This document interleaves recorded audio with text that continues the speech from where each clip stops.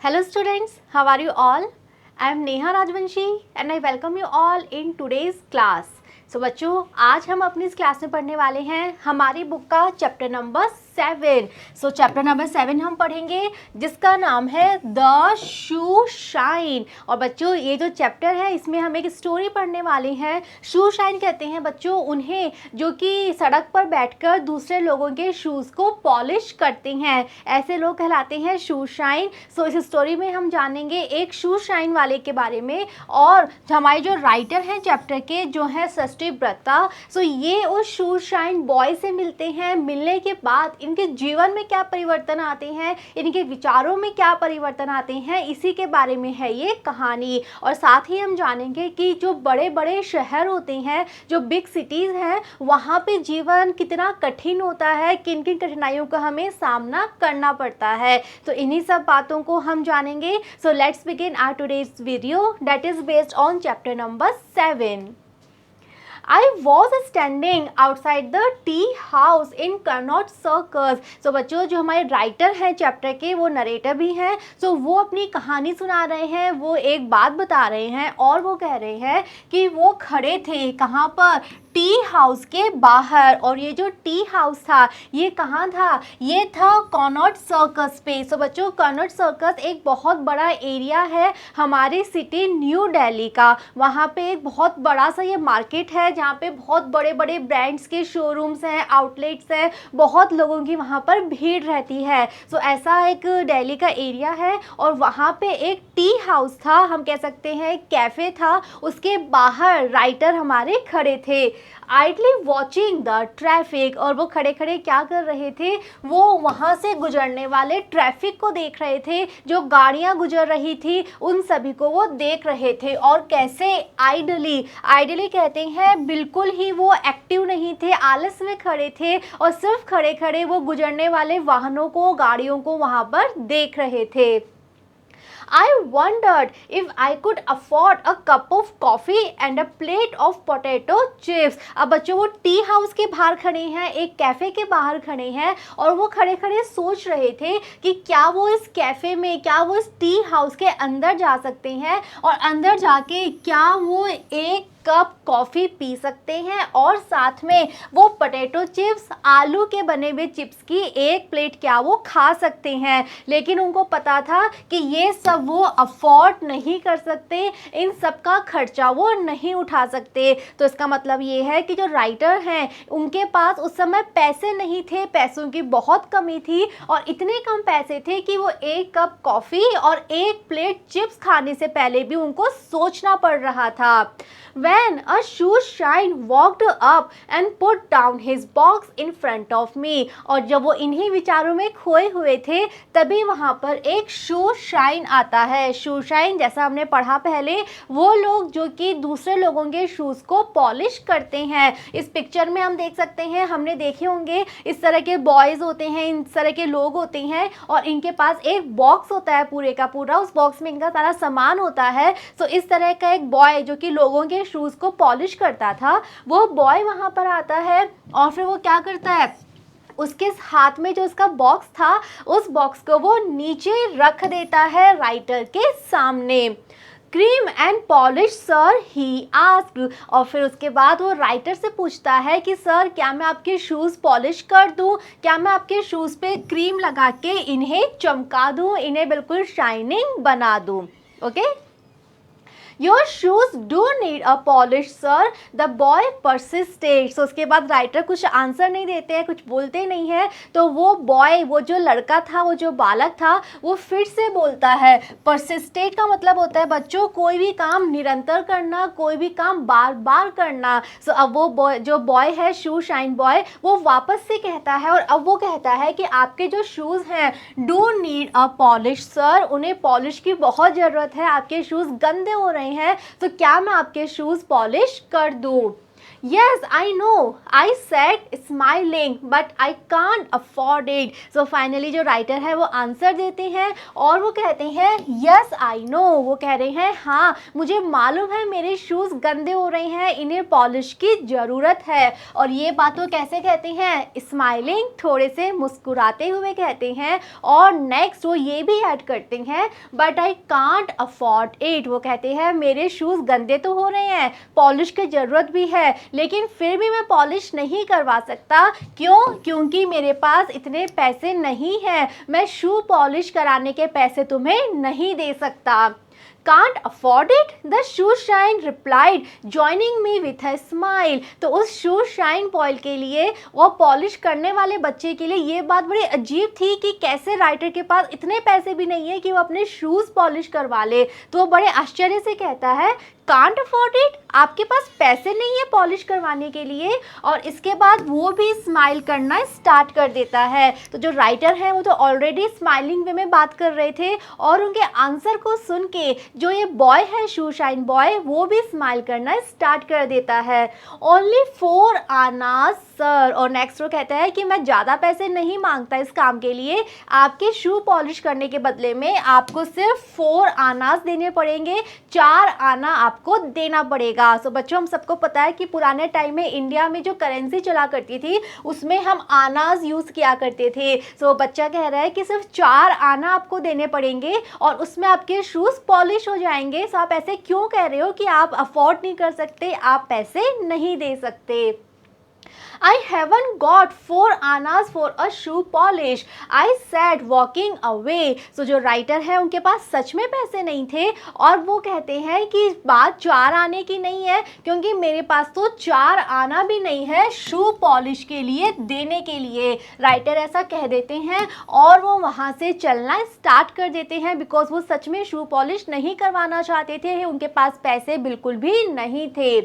But there was a puzzled and hurt expression on his face. So writer ने अपनी बात बोल दी, वो वहाँ से चलना स्टार्ट हो जाते हैं। लेकिन वो जो बॉय है, वो जो लड़का है पॉलिश करने वाला, वो अभी भी बहुत ज़्यादा पजल्ड है, वो बहुत ज़्यादा उलझन में है और साथ ही साथ वो हर्ट है। उसको ये बात समझ नहीं आ रही, उसको ये बात अच्छी नहीं लग रही और उसके फेस के जो एक्सप्रेशंस थे, उसके फेस पे, उसके चेहरे पे जो भाव थे, उन भावों से पता चल रहा था वो कितनी उलझन में है। उसको ये बात बिल्कुल भी अच्छी नहीं लगी। As if I was making fun of him. और उसके चेहरे पे ऐसे भाव थे कि जैसे जो हमारे लेखक हैं वो उसका मजाक बना रहे हो, इस तरह के भाव उसके चेहरे पर थे। तो बच्चों वो पजल्ड क्यों था? क्योंकि उसे समझ में नहीं आ रहा था कि जो राइटर हैं क्या उनके पास सच में 4 आना भी नहीं है। वो मना कर रहे हैं शू पॉलिश के लिए और इसलिए मना कर रहे हैं कि उनके पास पैसे नहीं है। तो बहुत ज़्यादा पजल्ड था और उसको ये बात अच्छी नहीं लग रही थी। You see, I am looking for a job. So फिर राइटर जो है वो आगे अपनी बात कहते हैं और कहते हैं कि मैं looking for a job, मैं एक नौकरी ढूंढ रहा हूँ। तुम समझो मेरी बात, मेरे पास पैसे नहीं है और मैं तो अपने लिए एक नौकरी की तलाश कर रहा हूँ, एक काम की तलाश में कर रहा हूँ। The boy picked up his box and started walking with me. So जो राइटर है वो वहाँ से चलना स्टार्ट हो जाते हैं। तो अभी वो जो बॉय है वो क्या करता है, वो अपना बॉक्स उठाता है। वो बॉक्स जो उसने नीचे रख दिया था पहले, अब फिर से वो अपने बॉक्स को उठा लेता है और राइटर के साथ साथ वो भी चलना स्टार्ट कर देता है। Can't get a job with dirty shoes like that, sir. The boss sahibs won't like it. So ये जो बच्चा है ये अभी भी समझ नहीं पा रहा है सारी बात को, सारी चीज़ों को। तो वो फिर से राइटर के पास जा रहा है और अब वो कहता है कि अगर आप नौकरी ढूंढ रहे हो, आप एक काम ढूंढ रहे हो, तब तो सच में आपको अपने शूज़ पॉलिश करवाने चाहिए बिकॉज आप इन गंदे शूज़ के साथ, आपके जूते इतने गंदे हो रहे हैं कि इन गंदे जूतों के साथ तो आपको नौकरी बिल्कुल भी नहीं मिलेगी। बिकॉज जब आप नौकरी के लिए जाओगे, अपने बॉस से मिलोगे, तो आपके जो बॉस साहिब हैं जब वो देखेंगे कि आपके जूते कितने गंदे हो रहे हैं तो उनको ये बात बिल्कुल भी अच्छी नहीं लगेगी, वो आपको नौकरी बिल्कुल भी नहीं देंगे। सो बॉय का कहना है कि अगर आपको नौकरी चाहिए, आप नौकरी ढूंढने जा रहे हो, तब तो आपको शूज़ अपने पॉलिश करवाने ही चाहिए बिकॉज आपके शूज़ बहुत ही गंदे हो रहे हैं। The boss sahibs don't seem to like me in any case, I answer beginning to get irritated. So अब जो राइटर हैं वो उस बॉय से थोड़े से इरिटेट होने लग गए थे। अब उनको वो बॉय का बार बार बोलना, बार बार शू पॉलिश के लिए कहना अच्छा नहीं लग रहा था, वो परेशानी फील कर रहे थे। सो अब वो क्या कहते हैं, उनका आंसर ये है कि अगर मैं शू पॉलिश करवा भी लूँगा तब भी जो मेरे बॉस हैं, जो साहिब लोग हैं, वो मुझे पसंद नहीं करने वाले हैं, वो मुझे नौकरी नहीं देने वाले हैं। और ये बात उन्होंने थोड़ी सी इरिटेट होके कही, थोड़े से परेशान होके उन्होंने ये बात कही। Polished shoes want make things any better, और साथ में उन्होंने ये भी कहा कि अगर मैं शू पॉलिश करवा लूँगा, साफ़ करवा लूँगा, तब भी जो चीज़ें हैं वो बेटर नहीं होने वाली है मेरे लिए, तब भी चीज़ें ऐसा नहीं है कि मेरे लिए अच्छी हो जाएंगी। I wanted to get rid of the boy, और अब जो राइटर हैं सच में बहुत परेशान हो रहे थे उस बॉय से, और सच में अब वो उस बॉय से गेट रिड ऑफ होना चाहते थे। गेट रिड ऑफ का मतलब होता है बच्चों किसी से छुटकारा पाना। सो अब राइटर कैसे भी करके उस बच्चे को अपने से दूर करना चाहते थे, वो उसकी कंपनी से छुटकारा पाना चाहते थे। But he persisted in walking with me, लेकिन ये जो बॉय है ये भी नहीं मान रहा, और अभी भी वो परसिस्ट कर रहा था, वो बार बार बोले जा रहा था, और अभी भी वो राइटर के ही साथ साथ चलता जा रहा था। You don't live in Delhi, he said after a while, और अब थोड़ी देर रुकने के बाद वो फिर से बात कर रहा है राइटर से, और अब उसने क्वेश्चन पूछा। उसने कहा कि आपको देख के ऐसा नहीं लगता कि आप दिल्ली में रहते हो। सो उसने कहा कि आप दिल्ली से नहीं हो ना, आप दिल्ली में नहीं रहते हो ना। No, I replied formally. So writer इसका आंसर देते हैं बिल्कुल फॉर्मली, दृढ़ता के साथ, और वो कहते हैं नहीं, मैं दिल्ली से नहीं हूँ। I come from Calcutta and don't want my shoes polished, और अब वो कहते हैं कि मैं एक्चुअल में कैलकाटा से हूँ, मैं कैलकाटा से यहाँ दिल्ली आया हूँ। और वो फिर से एक बार रिपीट करते हैं, फिर से एक बार कहते हैं कि मुझे अपने शूज़ पॉलिश नहीं करवाने। तो अब वो बिल्कुल क्लियरली उस बॉय से कह देते हैं कि मैं अपने शूज़ पॉलिश बिल्कुल नहीं करवाना चाहता हूँ, तुम यहाँ से चले जाओ, क्यों मेरे पीछे पीछे तुम आ रहे हो। I have an uncle who works in Calcutta, he went on. So जो बॉय है वो अभी भी बात नहीं मान रहा है, और अभी भी वो साथ साथ चलता जा रहा है, बातें करता जा रहा है। तो जब बॉय को पता चला कि राइटर कैलकाटा से आए हैं, सो वो कह रहा है कि कैलकाटा में मेरे एक अंकल भी रहते हैं और वो वहीं पे काम करते हैं। earns a lot of money in the house of a Bengali बाबू, और वो आगे ये कहता है कि उसके जो अंकल हैं वो वहाँ कैलकाटा में एक बंगाली बाबू के घर में काम कर रहे हैं, और वहाँ काम करके वो बहुत सारा मनी अर्न कर रहे हैं, बहुत सारे पैसे वो वहाँ कैलकाटा में बंगाली बाबू के घर में कमा रहे हैं। Instantly the thought ceases to me. अब जब वो बॉय ये बात बोलता है, सो लेखक बात तो सुन ही रहे थे सारी, और तभी अचानक से ये जो विचार था, ये विचार उनको सीज कर लेता है, उनको जकड़ लेता है, उनको पकड़ लेता है। And how much money do you earn, I question. So लेखक को अचानक से इंटरेस्ट आता है बॉय की बात में, और उनके मन में एक विचार आता है, और वो उस बॉय से क्वेश्चन पूछते हैं। वो पूछते हैं कि तुम अपने अंकल की बात तो छोड़ो, तुम मुझे ये बताओ कि तुम कितना मनी कमा लेते हो, ये जो तुम शू पॉलिश करते हो लोगों की सड़कों पर बैठ के, इसके बदले में तुम कितने रुपए अर्न कर लेते हो, तुम कितने रुपए कमा लेते हो। ओ इट ऑल डिपेंड्स, और वो बॉय रिप्लाई दे रहा है, और वो कह रहा है कि मैं कितने रुपए कमाता हूँ ये निर्भर करता है। इट मीन्स एक फिक्स सैलरी तो है नहीं, अगर कोई जॉब करता है तो उसको तो एक फिक्स सैलरी मिलती है, लेकिन इस बॉय का काम ऐसा है कि उसको एक दिन में कितने रुपए मिलेंगे ये फिक्स नहीं है। तो वो कह रहा है कि मैं कितने रुपए कमा पाऊंगा ये चीज़ निर्भर करती है। On a bad day about 3 rupees. तो वो कह रहा है कि अगर मेरा दिन अच्छा नहीं जा रहा, मेरा दिन अच्छा नहीं है, तो उस दिन मैं कम रुपए कमा पाता हूँ, उस दिन मुझे 3 रुपए मिलते हैं। On a good day when there are lots of tourist about 5। और अगर अच्छा दिन है, और अच्छा दिन कब है, जब बहुत सारे टूरिस्ट आ रहे हैं, बहुत सारे लोग यहाँ पर घूमने आ रहे हैं, और मुझे मौका मिलता है बहुत सारे लोगों के शूज़ पॉलिश करने का, तब मैं ज़्यादा रुपए कमा लेता हूँ, मैं 5 रुपए तक भी कमा लेता हूँ, समटाइम्स मोर। और कभी कभी तो मेरा दिन इतना अच्छा जाता है कि मैं 5 रुपए से भी ज़्यादा कमा लेता हूँ। तो बच्चों, इस बॉय की जो अर्निंग है वो फिक्स नहीं है, डिसाइडेड नहीं है। कभी उसे 3 रुपए मिलते हैं, कभी 5 रुपए मिलते हैं, और कभी कभी तो 5 से भी ज़्यादा वो कमा लेता है। Okay, I did a spot of quick calculation in my mind। तो जब राइटर ने बॉय का आंसर सुना, सुनते ही वो अपने माइंड में जल्दी से कैलकुलेशन करने लगते हैं, जल्दी से वो अपने मस्तिष्क में ही गणना करने लगते हैं। किस चीज़ की गणना? जो बॉय है उसने अपनी इनकम बताई है, अर्निंग बताई है एक दिन की। सो वो अपने माइंड में कैलकुलेशन करते हैं कि अगर इसको एवरेज एक दिन में इतने रुपए मिल रहे हैं, सो ये एक महीने में कितने कमा लेता होगा। सो वो अपने माइंड में, अपने मस्तिष्क में ही इस चीज़ की कैलकुलेशन करते हैं। The answer sent a shiver through me. और जब इस कैलकुलेशन का आंसर उन्हें मिलता है, जब फाइनली वो कैलकुलेट कर लेते हैं कि एक महीने में ये कितने कमा लेता होगा, सो उस आंसर से क्या होता है, उनके पूरे शरीर में एक शिवर आ जाता है, एक शिवरिंग आ जाती है, उन्हें एक कंपन सा फील होता है। क्यों? The shoeshine earned more than Ram Singh, a clerk in a government office। और क्यों उन्हें शिवरिंग फील होती है, क्यों वो एक्साइटेड सा फील करते हैं, उनके पूरी बॉडी में कंपन सा क्यों हो जाता है? क्योंकि जो आंसर था कैलकुलेशन का, उससे राइटर को पता चलता है कि ये जो शू शाइन बॉय है, जो सड़कों में, गलियों में घूम घूम के लोगों के शू पॉलिश करता है, ये एक्चुअल में राम सिंह से भी ज़्यादा रुपए अर्न करता है, ज़्यादा रुपए कमाता है। अब बच्चों, ये राम सिंह कौन है?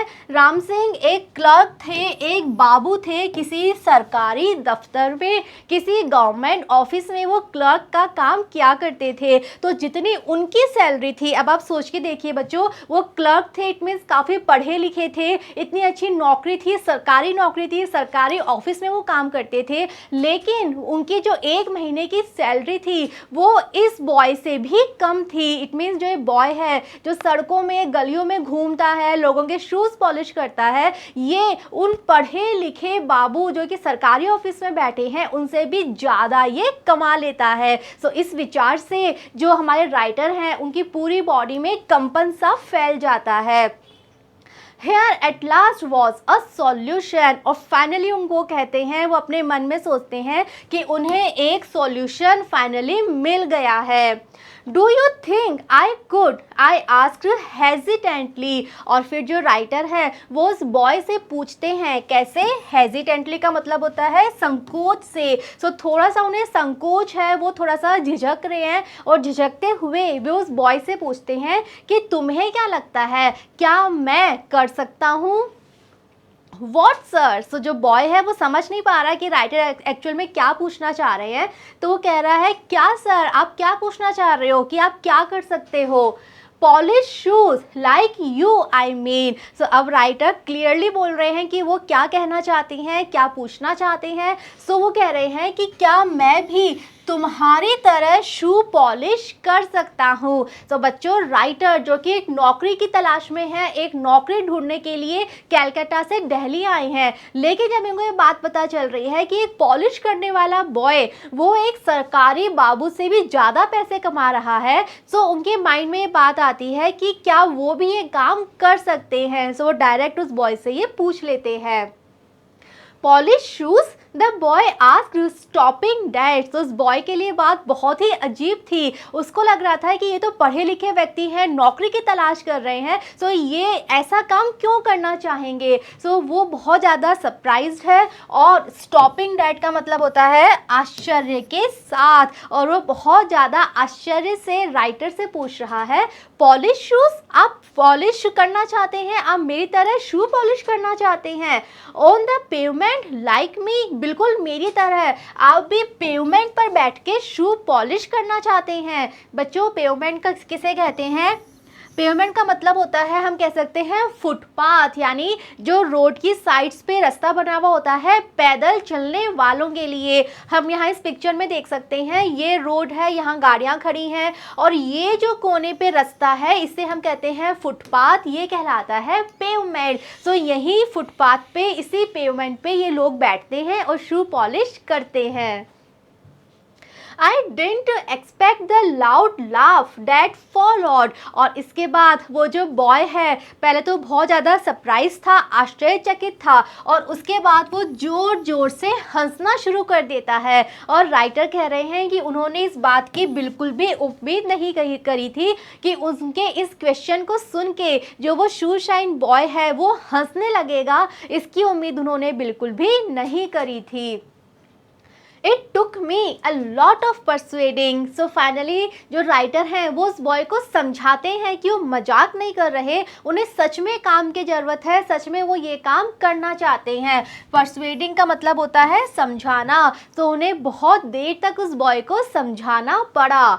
Somenlal, for that was his name, refused to believe that I wasn't making fun of him। अब वो जो शू शाइन बॉय है उसका नाम हमें अब पता चलता है, उसका नाम है सोमनलाल। और जो राइटर हैं उन्होंने बहुत देर उस बॉय को समझाया, सोमनलाल को समझाया, और वो जो सोमनलाल है वो मना करता रहा इस बात से विश्वास करने के लिए कि जो राइटर है वो उसका मजाक नहीं बना रहे हैं। तो उसको ये लग रहा था कि राइटर उस पर हंस रहे हैं, उसका मजाक बना रहे हैं, लेकिन राइटर ने बहुत देर समझाया उसे कि वो मजाक नहीं कर रहे बल्कि सच में वो ये काम करना चाहते थे।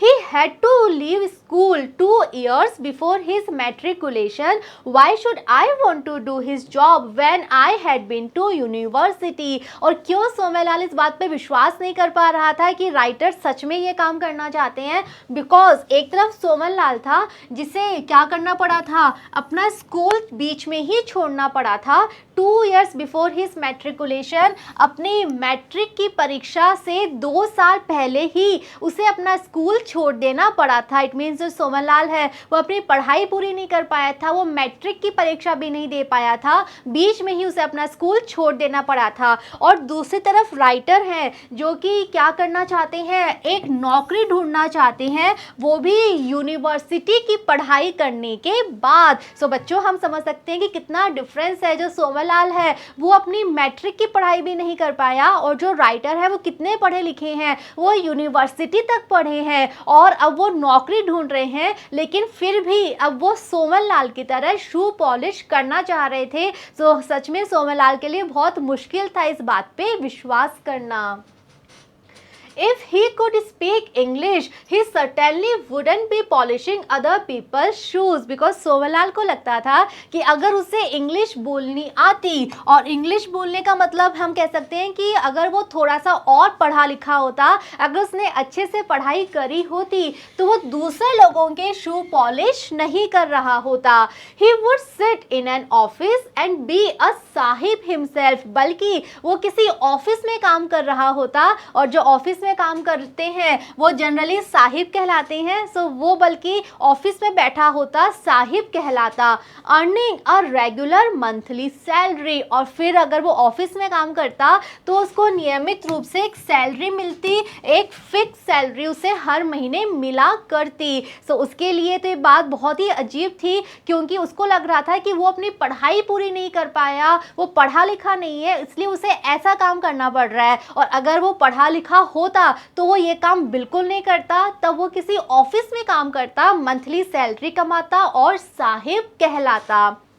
But he hadn't been born under a lucky star। His father had died of smallpox about 3 years ago। लेकिन उसे सोमनलाल को एक काम करना पड़ रहा है because he hadn't been born under a lucky star। इसका मतलब है कि उसका जब जन्म हुआ तो उसकी किस्मत जो थी वो ज़्यादा अच्छी नहीं थी, वो अच्छी किस्मत लेके पैदा नहीं हुआ था। और जो उसके फादर हैं वो स्मॉल पॉक्स की वजह से उनकी डेथ हो चुकी थी, उनका निधन हो चुका था। कब? अबाउट 3 years ago, लगभग 3 साल पहले। इट मीन्स उसके घर में उसके पिता नहीं थे, कोई कमाने वाला नहीं था, तो अब उसे खुद को ही काम करना पड़ रहा था। Okay No, shoe shining was no job for an educated man like myself. और इसीलिए उसे लग रहा था कि जो शू शाइनिंग है, शू पॉलिशिंग है, ये काम एक एजुकेटेड पर्सन, एक पढ़े लिखे व्यक्ति का हो ही नहीं सकता. What would my friends say? और उसको ये भी लग रहा था कि अगर लेखक ये काम करेंगे तो लेखक को जो जानने वाले लोग हैं, लेखक के जो फ्रेंड्स हैं, वो क्या कहेंगे, वो क्या सोचेंगे लेखक के बारे में. I explained that I had no friends in Delhi, that I had left home without sitting through my exam. So finally जब वो अपनी सारी बातें लेखक को बताता है, so लेखक जो हैं वो आंसर देते हैं और कहते हैं, वो समझाते हैं सोमनलाल को और कहते हैं कि उन्हें इस काम से कोई प्रॉब्लम नहीं है, बिकॉज अगर ये बात है कि उनके फ्रेंड्स क्या बोलेंगे, उनको जानने वाले क्या बोलेंगे, so राइटर कहते हैं कि यहाँ दिल्ली में उनके कोई फ्रेंड्स है ही नहीं, यहाँ कोई भी उन्हें नहीं जानता है. और साथ ही उन्होंने ये भी बताया कि एग्ज़ाम में बैठने से पहले ही वो अपना घर छोड़ आए थे. इट मीन्स उन्होंने अपने यूनिवर्सिटी के फाइनल एग्ज़ाम नहीं दिए थे, बल्कि उससे पहले ही वो अपना घर छोड़ के कैलकाटा से यहाँ दिल्ली आ गए थे. And most important that even if I did apply for a clerk's job, I would be earning less than him. और सबसे इम्पॉर्टेंट बात, सबसे बड़ा रीज़न कि क्यों राइटर शू पॉलिशिंग का काम करना चाहते थे, वो ये भी बताते हैं और कहते हैं कि अगर उन्हें क्लर्क की नौकरी मिल भी गई, अगर उन्हें किसी ऑफिस में बाबू का काम मिल भी गया, तब भी वो जो है लेस अर्निंग करेंगे, वो कम रुपए कमाएंगे. किसकी तुलना में? शू पॉलिशिंग की तुलना में. तो जो राइटर है वो सारे रीज़न बच्चों यहाँ पे गिना रहे हैं कि वो क्यों ये काम करना चाहते हैं. सबसे पहले वो कह रहे हैं कि यहाँ उन्हें कोई जानता ही नहीं है, तो उनको इस बात से डर नहीं है कि लोग क्या कहेंगे, उनके परिवार वाले क्या कहेंगे, उनके फ्रेंड्स क्या कहेंगे, बिकॉज वहाँ उन्हें जानने वाला कोई भी नहीं है. सेकेंड, उनका कहना है कि उन्होंने अपने फाइनल एग्ज़ाम जो थे यूनिवर्सिटी के वो नहीं दिए थे, पहले ही वो अपना घर छोड़ आए थे. और लास्ट सबसे बड़ा रीज़न क्या है, उन्होंने अपने माइंड में कैलकुलेशन करके पता लगा लिया था कि एक जो बाबू की अर्निंग है उसके सामने जो शू पॉलिशिंग का काम है उसमें ज़्यादा पैसे मिलते हैं, ज़्यादा पैसे हम कमा सकते हैं. Okay, but think of the status of working in an office with an electric fan over your head, Somanlal argued. तो जो सोमनलाल है, वो जो बॉय है, वो अभी भी इस बात से कन्विंस नहीं है, अभी भी वो मान नहीं रहा कि इसे सच में एक अच्छा आइडिया है. सो अभी भी वो आर्ग्यू कर रहा है, अभी भी वो तर्क दे रहा है अपने, और कह रहा है कि आप एक बार सोच के तो देखो कि अगर आप ऑफिस में काम करोगे, किसी सरकारी ऑफिस में अगर आपको नौकरी मिल जाती है, सो आपका स्टेटस कितना अच्छा होगा, आपकी पोजीशन कितनी अच्छी होगी, बिकॉज तब आप एक ऑफिस में काम करोगे और एक ऐसे ऑफिस में जहां आपके सिर के ऊपर इलेक्ट्रिक फैन भी चलेगा. सो बच्चों, ये बहुत पुराने समय की कहानी है. सो उस समय एक फ़ैन होना भी बहुत बड़ी बात होती थी. सो सोमनलाल कह रहा है कि यहाँ तो आपको सड़कों में, गलियों में घूमना पड़ेगा, धूप में, गर्मी में, लेकिन अगर आपको एक नौकरी ऑफिस में मिल जाएगी, आप ऑफिस में बैठोगे और आपके सिर के ऊपर फैन भी मिलेगा आपको. There is that, I suppose, I replied smiling, but I have to get a job straight away. सब राइटर क्या कह रहे हैं, वो कह रहे हैं कि हाँ, ये बात तो है कि एक इलेक्ट्रिक फ़ैन मिलेगा मुझे, लेकिन मुझे जो है कैसे भी करके एक नौकरी चाहिए, मुझे स्पष्ट रूप से एक काम चाहिए, और नौकरी मेरे पास अभी नहीं है, तो मैं ये काम करना चाहता हूँ, मैं शू पॉलिशिंग का काम करना चाहता हूँ. Well, my friend said, reluctantly giving in. If you really want to, I mean, I don't know how the others will take it. There is a shoe shines union, you know. So finally जो सोमनलाल है वो convince हो जाता है कि लेखक सच में ये काम करना चाहते हैं. So वो कहता है well, और लेकिन अभी भी वो कैसे कह रहा है, reluctantly. reluctantly का मतलब होता है अनिच्छा से. तो वो मान तो गया, लेकिन अभी भी वो पूरी तरह से उसकी इच्छा नहीं है कि राइटर ये काम करेंगे ही. सो वो अभी भी अनिच्छा से कह रहा है और कह रहा है कि अगर तुम सच में ये काम करना चाहते हो, I mean I don't know how the others will take it. और वो कह रहा है कि मुझे नहीं पता कि जो अदर्स, बाकी लोग हैं, उनका इस बारे में क्या कहना होगा, वो कैसे रिएक्ट करेंगे, मुझे नहीं पता. और अदर्स का क्या मतलब है, ये बाकी लोग कौन हैं. सो वो आगे एक्सप्लेन करता है और कहता है there is a shoe shines union, you know. वो कह रहा रहा है कि यहाँ पे जितने भी पॉलिश करने वाले लोग हैं उन सब की एक यूनियन बनी हुई है, उन सब का एक संगठन बना हुआ है। सो वो लोग कैसे रिएक्ट करेंगे, बिकॉज ऐसा नहीं है कि कोई भी आए और वहाँ पे पॉलिश करना स्टार्ट कर दे। इन लोगों की भी एक यूनियन है, एक पूरी की पूरी संस्था बनी हुई है और वहीं पे डिसाइड होता है कि कौन ये काम करेगा। तो सोमन लाल कह रहा है कि मुझे नहीं पता वो लोग कैसे इस बात को लेंगे, उन लोगों का क्या निर्णय होगा। And Connaught circus is a profitable place. और नेक्स्ट वो कह रहा है कि ये जो जगह है कॉनॉट सर्कस दिल्ली की, ये एक अच्छी जगह है, यहाँ पे बहुत ज़्यादा प्रॉफिट मिलता है, यहाँ पे हम लोगों की अर्निंग, हम लोगों की आमदनी जो है वो काफ़ी अच्छी होती है। क्यों, हमने पहले डिस्कस किया था बच्चों कि जो कॉनॉट सर्कस है यहाँ पे जनरली काफ़ी भीड़ रहती है, बड़े बड़े शोरूम्स हैं, तो यहाँ पे लोग मार्केट में घूमने खरीदारी करने काफ़ी आते हैं, यहाँ पे टूरिस्ट भी खूब आते हैं, फॉरेनर्स भी बहुत आते हैं। तो ये एक ऐसी जगह है जहाँ पे काफ़ी प्रॉफिट होता है, काफ़ी आमदनी हो जाती है। If there is an extra shoe shine, it means that everyone else earns a little bit less. अब वो सोमनलाल अपना डाउट बता रहा है कि उसे ये डाउट है कि यूनियन के लोग कैसे रिएक्ट करेंगे। सो वो कह रहा है कि अगर एक और शू शाइन यहाँ पे आ जाएगा, एक और व्यक्ति आके यहाँ पर पॉलिश करना स्टार्ट कर देगा, तो ऐसे में जो बाकी सारे लोग हैं जो ऑलरेडी यहाँ पर पॉलिश कर रहे हैं, उनकी जो अर्निंग है वो कैसी हो जाएगी, वो थोड़ी सी कम हो जाएगी। यस, इस बात को सिंपल सा लॉजिक है, हम सब समझ सकते हैं। सपोज बच्चों वहाँ पे भी 10 लोग हैं जो ऑलरेडी पॉलिश कर रहे हैं, पैसा कमा रहे हैं। अब अगर राइटर भी वही काम करने लग जाएंगे, सो वो भी कमाने लगेंगे, तो ऐसे में वो जो 10 लोग हैं उनकी जो अर्निंग है वो थोड़ी बहुत तो कम होगी ही। तो इसीलिए सोमनलाल कह रहा है कि मुझे नहीं पता कि यूनियन वाले जो लोग हैं वो इस बारे में क्या बोलेंगे, उनका क्या निर्णय होगा।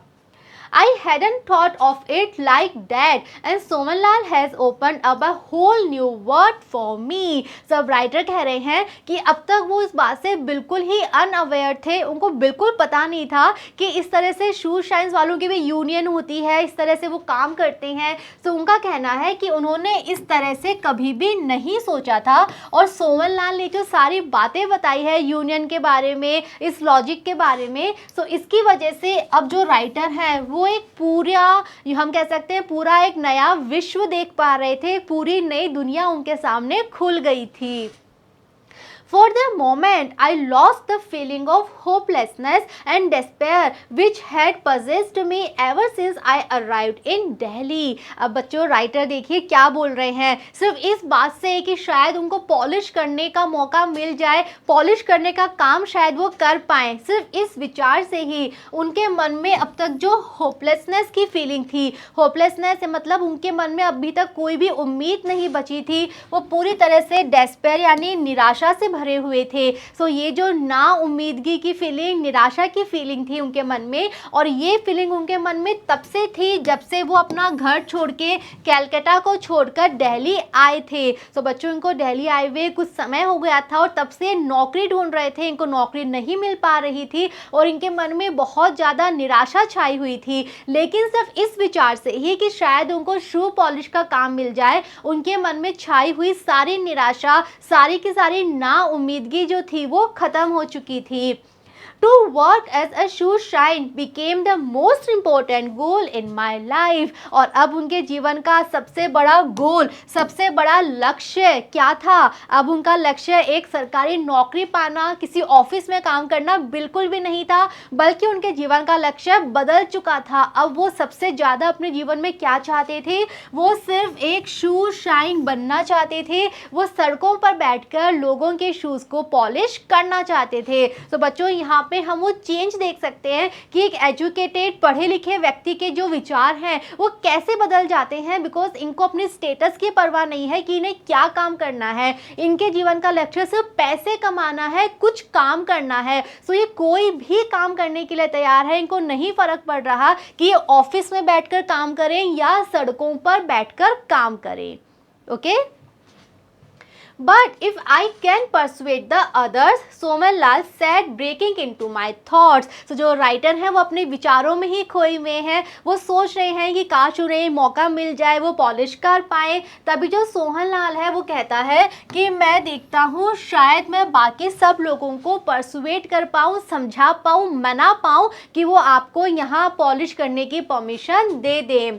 You will need to get all the stuff. Next Somanlal कह रहा है कि अगर आपको परमिशन मिल जाती है, अगर हमारी यूनियन आपको अलाउ कर देती है और आप यहाँ काम करना स्टार्ट करने वाले हो, तो उससे पहले आपको कुछ स्टफ चाहिए, आपको सारा सामान लेना पड़ेगा। और सामान क्या क्या है? A box like this one, brushes, cream and polish and some rags. तो बच्चों, शू पॉलिश करने के लिए जो सामान चाहिए होते हैं, तो सोमनलाल वही बता रहा है और कह रहा है कि काम शुरू करने से पहले ये सारे सामान आपको इकट्ठे करने पड़ेंगे। तो वो कह रहा है कि आपको एक बॉक्स लेना पड़ेगा। वो अपना बॉक्स दिखाता है और कहता है कि ऐसा एक बॉक्स आपको लेना पड़ेगा और बॉक्स के अंदर क्या क्या चाहिए? ब्रशेस चाहिए, क्रीम चाहिए, पॉलिश चाहिए और कुछ रैक्स। रैक्स कहते हैं फटे पुराने कपड़े। सो यहाँ पिक्चर में बच्चों हम देख सकते हैं बेसिक चीज़ें हैं, ब्रश होते हैं, क्रीम होती हैं, पॉलिश होते हैं और कुछ फटे पुराने कपड़े होते हैं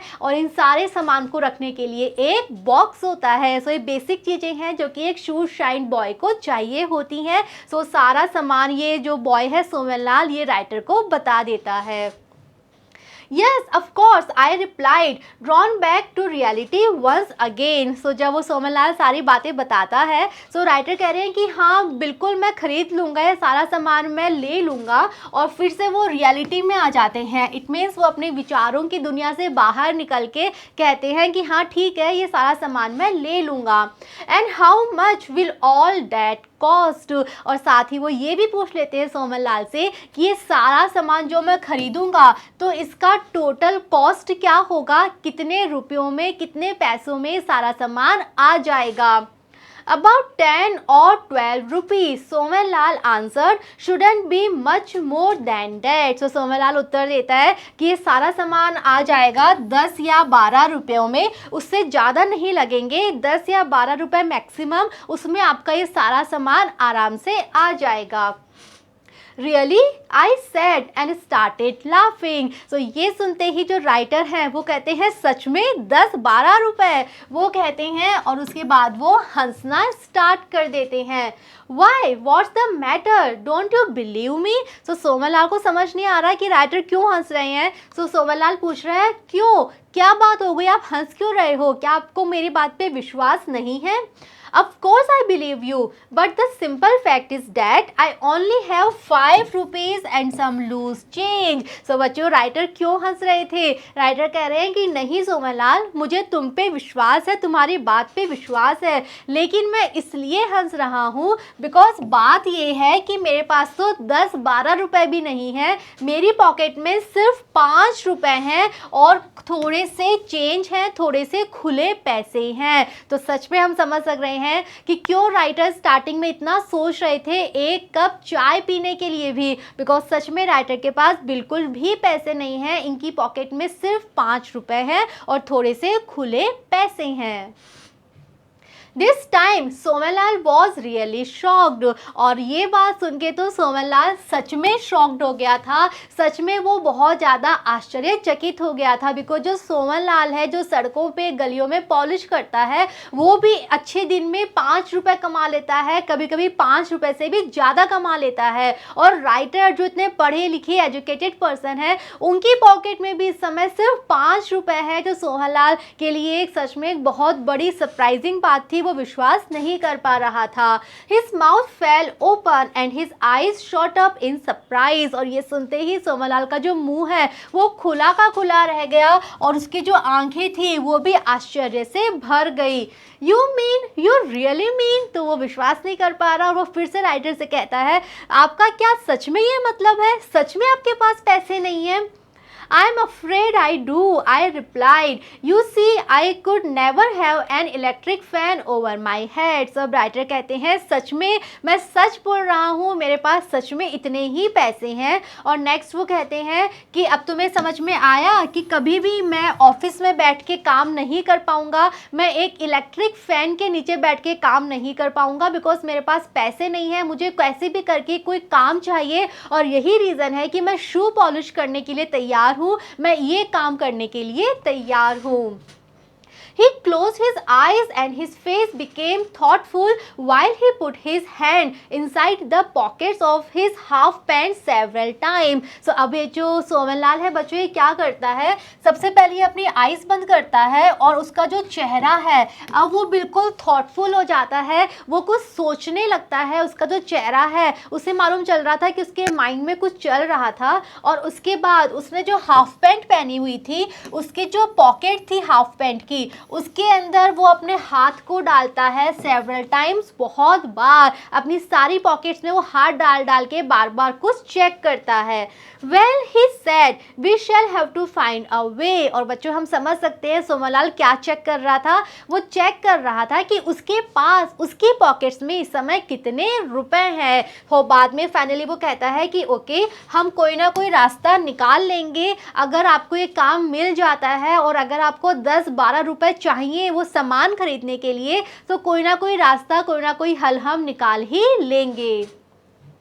It was nearly 6 o'clock and we walked a few yards in silence towards the Rivoli cinema where a show had just ended. और बच्चों अब तक क्या टाइम हो गया था, 6 बज रहे थे और जो राइटर है और जो सोमनलाल है चलते जा रहे थे, दोनों ही बिल्कुल चुपचाप थे, वहाँ पर कोई बोल नहीं रहा था। और वे चलते चलते पहुँच गए थे रिवोली सिनेमा के पास, ये कोई मूवी हॉल है वहाँ पे, तो वहाँ ये पहुँच गए थे। और उस मूवी हॉल में एक मूवी शो था जो कि अभी अभी खत्म हुआ था। सो बच्चों जैसे ही कोई मूवी शो खत्म होता है तो हम सबको पता है कि कितने सारी भीड़ जो है वो एक साथ बाहर निकल के आती है। Somanlal quicken his steps. सो जैसे ही सोमनलाल देखता है कि शो एंड हो चुका है, सो वो जल्दी जल्दी कदमों से चलने लगता है। क्यों? बिकॉज उसको पता था कि वो जितने लोगों के पास जाएगा, जितने लोगों से पूछेगा शू पॉलिश के लिए, उतने ही पैसे वो कमा पाएगा। I must work now. So वो कहता है राइटर से कि मुझे अब काम करना पड़ेगा, शो एंड हो गया है, लोग बाहर आ गए हैं, सो मुझे अब अपने काम पे लगना होगा। But you come to see me at 11 o'clock after the last show. और वो राइटर से कहता है कि मैं अभी बिजी हूँ, मुझे काम करना है, लेकिन तुम मेरे पास वापस आना कब? 11 o'clock, 11 बजे तुम वापस आ जाना, जब यहाँ का लास्ट शो एंड हो जाएगा, जब इस मूवी हॉल का लास्ट शो एंड हो जाता है, उसके बाद 11 बजे तुम मेरे से मिलने वापस आ जाना। Then I shall talk with my friends and see what they say. और वो ये भी कहता है कि उस समय मैं अपने फ्रेंड्स से बात करूंगा। और कौन है ये फ्रेंड्स? ये फ्रेंड्स हैं दूसरे शू शाइन जो यूनियन के लोग हैं। ओके, सो वो कह रहा है कि तब मैं यूनियन के लोगों से तुम्हारे बारे में बात करूंगा कि तुम भी ये काम करना चाहते हो, और तब देखते हैं कि वो लोग क्या कहते हैं, वो लोग क्या निर्णय लेते हैं। All right, I nodded as I watched him walk away. So writer कहते हैं ठीक है, ओके। और फिर इतना कह के जो सोमनलाल है वो तो वहाँ से चला जाता है और राइटर उसे देखते रहते हैं। And don't worry, he shouted just before he turned the corner. If they let you work there, we will find the money somehow. अब बच्चों यहाँ पे हमें मालूम चल रहा है कि सोमनलाल है वो कितना केयरिंग नेचर है, वो एक्चुअल में राइटर की हेल्प करना चाहता है। सो वो जाते जाते कॉर्नर पे टर्न होने से पहले एक और बात राइटर को बोल रहा है, बिल्कुल शाउट करके, चिल्ला के। क्या कह रहा है? डोंट वरी, वो कह रहा है राइटर से कि तुम बिल्कुल भी चिंता मत करना, अगर तुम्हें वहाँ काम करने की परमिशन मिल जाती है, अगर तुम्हें यहाँ पर पॉलिश करने का काम मिल जाता है, तो जो तुम्हें मनी चाहिए वो सामान खरीदने के लिए 10 से 12 रुपए, वो हम कैसे भी करके अरेंज कर लेंगे, वो हम कैसे भी करके उसको हम फाइंड कर लेंगे, उसका हम कोई सॉल्यूशन निकाल लेंगे। Okay. I walked along the streets of Delhi. अब जो सोमन लाल है वो अपने काम पे लग गया है, राइटर अब अकेले हैं, सो वो अब दिल्ली की सड़कों पर चलते जा रहे हैं। I wondered what the history of my country meant to me. अब बच्चों जो दिल्ली है वो एक ऐसा शहर है जहाँ का जो इतिहास है वो कितना महान है। हम अपने इतिहास में कितने बार दिल्ली का नाम पढ़ते हैं, कितने इंपॉर्टेंट हिस्टोरिकल इवेंट जो है वो दिल्ली में हुए हैं। सो अब राइटर जब अकेले सड़कों पर चल रहे हैं तो वो अपने मन में सोच रहे हैं कि वो आज दिल्ली की सड़कों पर हैं, तो जो दिल्ली का इतिहास है उसका राइटर के जीवन में क्या महत्व है। Here was a land where man had achieved greatness on every plane। सो वो मन में सोच रहे हैं कि दिल्ली जो है ये वो स्थान है, ये वो भूमि है जहाँ पर मनुष्यों ने महानता हासिल करी है, और वो भी हर एक क्षेत्र में। नेक्स्ट कुछ नाम है हमारे पास अलग अलग क्षेत्रों के, जैसे एस्ट्रोनॉमी मतलब खगोल विज्ञान, एल्जिब्रा होता है बीजगणित, आर्किटेक्चर होता है वास्तुकला, even poetry, music and art. तो वो अपने मन में सोच रहे हैं कि यहाँ के लोग कितने महान हुए हैं और अलग अलग क्षेत्रों में उन्होंने कितनी महानता हासिल की है, चाहे खगोल विज्ञान हो, बीज गणित हो, वास्तुकला हो, और यहाँ तक कि पोइट्री कविता लेखन में, संगीत में और कला में।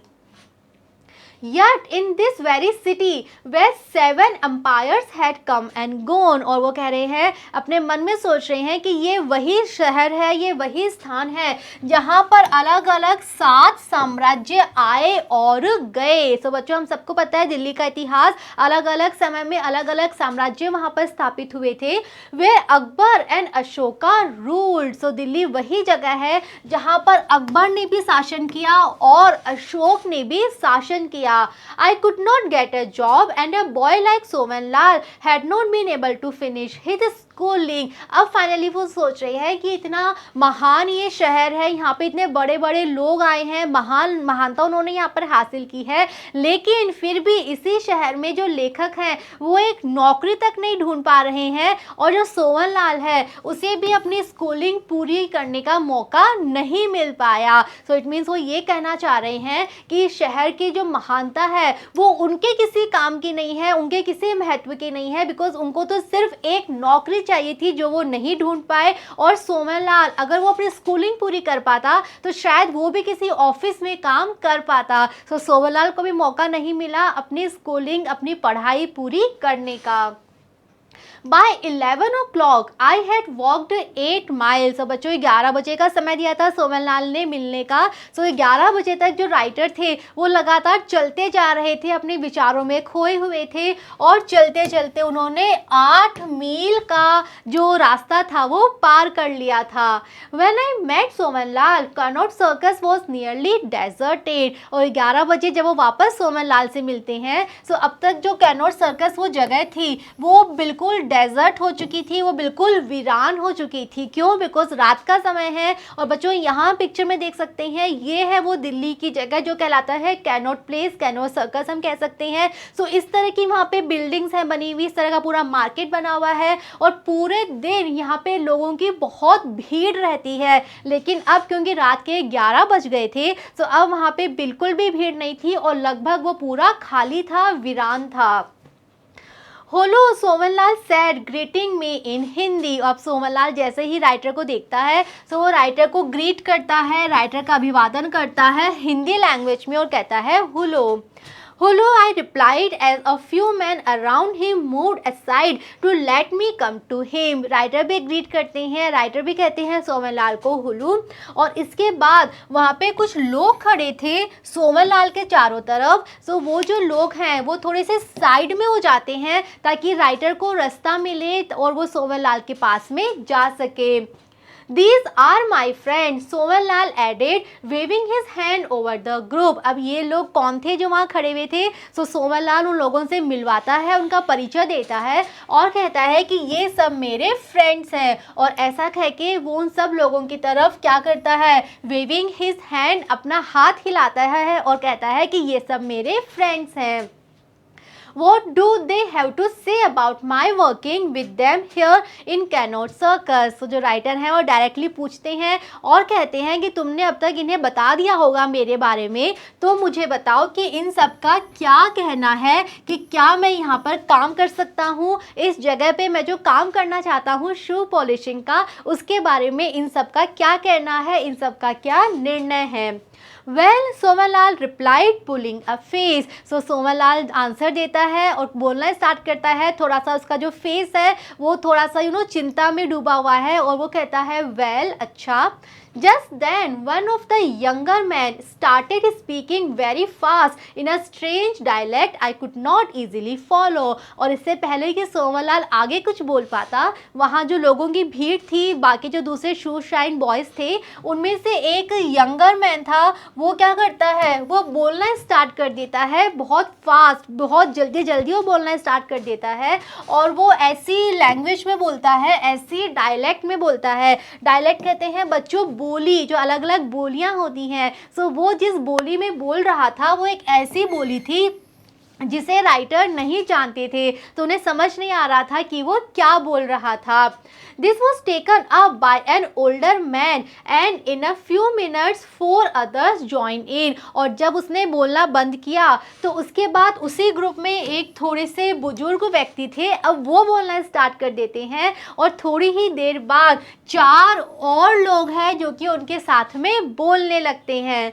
When they stopped talking, Somanlal, who had been quiet all this time, translated for me। तो वो सारे के सारे लोग बोल रहे थे, लेकिन लेखक को कुछ भी समझ में नहीं आ रहा था, और जब वो सब चुप हो जाते हैं, बोलना बंद कर देते हैं, तब सोमनलाल, जो कि इस पूरे समय बिल्कुल क्वाइट था, बिल्कुल चुप था, अब फाइनली वो बोलता है। और वो क्या बोलता है, वो अब तक बोली गई सारी बातों को ट्रांसलेट करता है, उन सारी बातों को वो अनुवाद में करता है उस भाषा में जो कि राइटर को आती थी।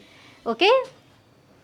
The union was having trouble with the authorities. और फाइनली राइटर को समझ में आता है कि वो लोग क्या बातें कर रहे थे, तो सोमनलाल बताता है, ट्रांसलेशन करके देता है। सो राइटर को समझ में आता है कि ये जो यूनियन थी इन लोगों की, शू शाइन यूनियन थी, इन लोगों को थोड़ी सी प्रॉब्लम हो रही थी अथॉरिटीज़ के साथ, अधिकारियों के साथ। क्या थी problem? They had refuse to grant a licence to the shoe shines although hawkers could apply for one. So क्या प्रॉब्लम थी शू शाइन यूनियन की? प्रॉब्लम ये थी कि जो अथॉरिटीज़ थे उन्होंने मना कर दिया था कि वो शू शाइन्स को कोई भी लाइसेंस नहीं देंगे काम करने का, जबकि जो हॉकर्स थे वहाँ पे वो आराम से लाइसेंस पा सकते थे। हॉकर्स कौन होते हैं बच्चों?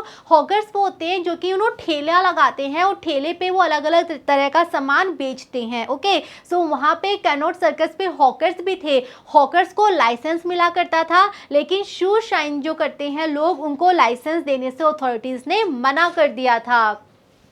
So in effect polishing shoes on the pavement was illegal। तो लाइसेंस ना मिलने से प्रॉब्लम क्या थी? प्रॉब्लम ये थी कि अब पेवमेंट पर, फुटपाथ पे पॉलिशिंग करना इलीगल था, ये गैर कानूनी था। लाइक बैगिंग, बिल्कुल भीख मांगने की तरह। Okay, and one had to depend on the goodwill of the policeman. अब जब ये गैर कानूनी है, आप ये काम कर नहीं सकते, तो ऐसे में आपको ये काम करने के लिए क्या करना पड़ रहा था? जो पुलिस वाले थे उनकी गुडविल पे निर्भर होना पड़ रहा था। गुडविल कहते हैं बच्चों किसी की सद्भावना, किसी का हेल्पिंग नेचर। तो बच्चों यहाँ ये प्रॉब्लम थी कि जो यूनियन थे शू शाइन वाले, ये चाहते थे कि इन्हें लाइसेंस मिला जाए, जैसे कि बाकी जो दूसरे हॉकर्स हैं उन्हें मिलता था, लेकिन इनको लाइसेंस देने से मना कर दिया गया था। इसीलिए इनका जो काम था ये बिल्कुल इलीगल था, जैसे कि बैगर्स होते हैं, जैसे कि भिखारी होते हैं। अब अगर इन्हें ये काम करना था तो इनको पुलिस वालों को मनाना पड़ता था, पुलिस वालों से रिक्वेस्ट करनी पड़ती थी, और अगर पुलिस वाले अच्छे हैं, अगर वो हाँ कह देते, तभी ये काम वहाँ कर पा रहे थे। तो ये चाहते थे कि इन्हें प्रॉपर लाइसेंस दिया जाए, इनके काम को भी लीगल बनाया जाए, इन्हें भी वहाँ काम करने की परमिशन दी जाए। Okay. The head of the Shoeshines Union knew some English, but obviously someone with better knowledge of the language would be of great help. अब जो Shoeshine Union के जो head थे उनको थोड़ी बहुत इंग्लिश बोलनी आती थी, लेकिन ये बात सबको पता थी ऑब्वियसली स्पष्ट रूप से कि अगर कोई ऐसा व्यक्ति होगा जिसको इंग्लिश लैंग्वेज की बहुत अच्छी नॉलेज है, बहुत अच्छी समझ है, तो ऐसे में यूनियन के लिए बहुत अच्छी हेल्प हो जाएगी, बिकॉज तब वो व्यक्ति अपने इंग्लिश की वजह से अथॉरिटीज़ के साथ अच्छे से बात कर पाएगा. So, though most of group was against letting me in, they had reluctantly agreed to give me a chance, provided I helped out with the correspondence. So finally union ने क्या लिया था डिसीजन राइटर को लेकर. जो union में लोग थे उनमें से ज़्यादातर जो लोग थे वो अगेंस्ट थे, वो खिलाफ थे इस बात के, वो विरोध में थे कि राइटर को परमिशन ना दी जाए, लेकिन उनको भी रिलैक्टेंटली, हम पढ़ चुके हैं पहले, अनिच्छा से राइटर को परमिशन देनी पड़ी. और क्यों देनी पड़ी? परमिशन के साथ साथ उन्होंने एक शर्त रखी थी कि वो राइटर को वहाँ शू शाइन करने की परमिशन तभी देंगे जब जो राइटर हैं वो कॉरेस्पॉन्डेंस में यूनियन की हेल्प करेंगे. कॉरेस्पॉन्डेंस का मतलब होता है बच्चों पत्र व्यवहार, और एक कॉरेस्पॉन्डेंस किसके साथ करना था? अथॉरिटीज़ के साथ करना था. इट मीन्स जब यूनियन के लोगों को पता चला कि राइटर भी वहाँ पर काम करना चाहते हैं तो पहले तो सबने मना कर दिया क्योंकि सबका रीज़न क्या था? यही था कि अगर एक और व्यक्ति ये काम करेगा तो सबकी अर्निंग थोड़ी बहुत कम हो जाएगी. लेकिन जब उन्हें पता चला कि राइटर एक एजुकेटेड मैन है, उनको इंग्लिश आती है अच्छे से, तो उनको लगा कि अगर राइटर भी ये काम करेंगे तो वो यूनियन की हेल्प कर सकते हैं. कॉरेस्पॉन्डेंस में जो लेटर्स लिखने हैं, अथॉरिटी से बात करनी है, उसमें वो हेल्प कर सकते हैं. और इसी शर्त पे राइटर को परमिशन मिली थी कि वो ये काम कर तो सकते हैं, लेकिन उन्हें यूनियन की हेल्प करनी पड़ेगी, उन्हें अथॉरिटीज से बात करनी पड़ेगी, लेटर्स लिखने पड़ेंगे. Okay. I literally jumped for joy and gave Somanlal a close hug. So बच्चों जो राइटर हैं वो इतने खुश हो गए थे कि फाइनली उन्हें ये काम मिल रहा था, फाइनली वो कुछ पैसे कमाने वाले थे. वो इतने खुश थे कि वो खुशी से उछल रहे थे और उन्होंने सोमनलाल को बहुत टाइट हग किया. सोमनलाल को उन्होंने गले से लगा लिया. They also say, he added, that we take a collection for you to buy the box and the rest of the materials. So Somanlal अब आगे कहते हैं कि तुम्हें काम करने की परमिशन तो मिल ही गई, साथ ही साथ हम लोगों ने ये निर्णय लिया है कि तुम्हें जो सामान खरीदना है, जो तुम्हें मटेरियल चाहिए, सारा जो एक बॉक्स तुम्हें चाहिए उसके लिए जो तुम्हें 10 से 12 रुपए चाहिए, उसके लिए भी हम लोग आपस में मिलके कलेक्शन करेंगे. हम आपस में मिलके रुपए इकट्ठे करेंगे ताकि तुम अपना सारा का सारा सामान खरीद पाओ. So you can keep the 5 rupees to buy food and other things till you begin to earn a little. So बच्चों सोमनलाल ने सारी प्रॉब्लम बताई थी यूनियन के लोगों को. So अब उसका कहना है कि हम सब ने ये डिसाइड किया है कि तुम्हारे लिए पैसे भी हम ही इकट्ठा करेंगे, और जो तुम्हारे पास अभी 5 रुपए हैं तुम उन्हें मत खर्च करना, उन्हें तुम अपने पास में ही रखो, क्योंकि तुम्हें खाना भी खाना है और तुम्हें कुछ बाकी ज़रूरत का सामान भी लेना ही होगा. तो तुम वो 5 रुपए उसके लिए बचा के रखो. शू शाइन के काम के लिए जो पैसे चाहिए वो हम सब तुम्हें इकट्ठा करके दे देंगे, जब तक कि तुम थोड़ी सी अर्निंग स्टार्ट नहीं कर देते, जब तक कि तुम थोड़ा सा पैसा कमाना स्टार्ट नहीं कर देते. And after a few weeks you can pay back the money for the box. और कुछ वीक्स के बाद, कुछ सप्ताह के बाद जब तुम पैसे कमाने लग जाओगे तब तुम वो रुपए हमें लौटा देना. तब बॉक्स के लिए जो पैसे हम इकट्ठा करके तुम्हें देंगे वो तुम हमें बाद में लौटा देना. A toffee tin was passed around and a little over 7 rupees was collected that evening. और उसके बाद लोगों ने पैसे इकट्ठे करने स्टार्ट कर दिए. उसके लिए एक टॉफ़ी टिन था. यहाँ पे बच्चों पिक्चर में हम देख सकते हैं इस तरह का एक टिन का बॉक्स था जिसमें कभी टॉफ़ी होती होंगी. तो वो जो खाली बॉक्स था टिन का, उसे लोगों ने एक दूसरे के सामने पास किया, एक दूसरे के सामने घुमाया कि जो भी पैसे आप देना चाहते हो वो इसमें डाल दो. सो इस तरह से वहाँ पर रुपए इकट्ठे किए गए. और उस शाम कितने रुपए इकट्ठे हो गए थे? उस शाम 7 रुपए लोगों ने वहीं खड़े खड़े इकट्ठे कर लिए थे राइटर के लिए, ताकि वो एक बॉक्स और बाकी सामान खरीद पाए. तो बच्चों यहाँ पे हम देख सकते हैं कि सोमनलाल और बाकी जो लोग हैं वो कितने सपोर्टिव हैं, कितना उनका हेल्पिंग नेचर है, किस तरह से वो राइटर की हेल्प कर रहे हैं। We will get more tomorrow, Somanlal said. सो 7 रुपये तो इकट्ठे हो चुके थे, लेकिन अभी भी रुपए कम थे बिकॉज 10 से 12 रुपये चाहिए थे। सो सोमनलाल ने कहा कि हम कल भी कुछ रुपए और इकट्ठे कर लेंगे।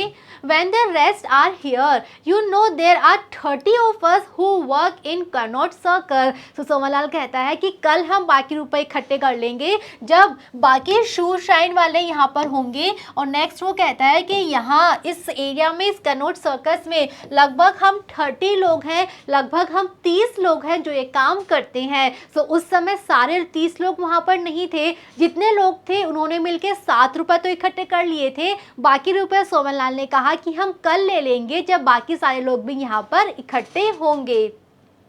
The group dispersed and I went home with Somanlal that night. और उसके बाद में वो जो ग्रुप था, वो जो लोग थे वहाँ पे, वो सब डिस्पर्स हो जाते हैं, वहाँ से चले जाते हैं, अपने अपने घरों में लौट जाते हैं। और जो राइटर हैं वो भी उस रात सोमनलाल के साथ में सोमनलाल के घर चले जाते हैं। ओके सो बच्चों, हम यहाँ देख सकते हैं कि राइटर का जीवन किस तरह से बदल गया था, उनके विचार किस तरह से बदल गए थे सोमनलाल से मिलने के बाद में। और राइटर के जीवन का एक ही लक्ष्य था इस समय कि कैसे भी करके कोई काम करना, पैसे कमाना उन्हें बिल्कुल मतलब नहीं था। वो ऑफिस में बैठे हैं या सड़कों पर बैठे हैं। और किस तरह से हमने देखा कि जो सोमनलाल है और जो बाकी दूसरे शू शाइन्स हैं वो कितने हेल्पिंग नेचर उनका है, किस तरह से वो राइटर की मदद कर रहे हैं। एक पढ़ा लिखा व्यक्ति भी पॉलिश करने के लिए तैयार हो गया है क्योंकि वो सिर्फ कैसे भी करके कोई काम करना चाहता है।